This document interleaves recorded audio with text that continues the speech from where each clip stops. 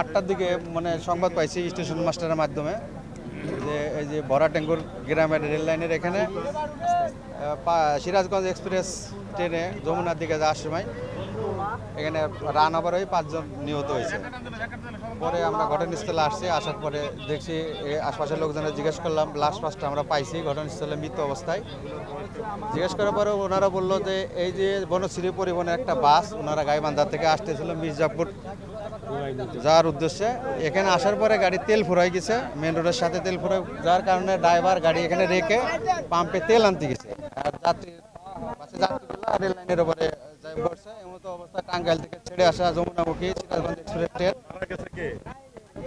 এই জায়গায় তাদের গাড়ি চলে গেছে। একই পরিবারের ছেলে, মা আর বিয়ান, আর দুইটা আছে দুই পরিবার। জি।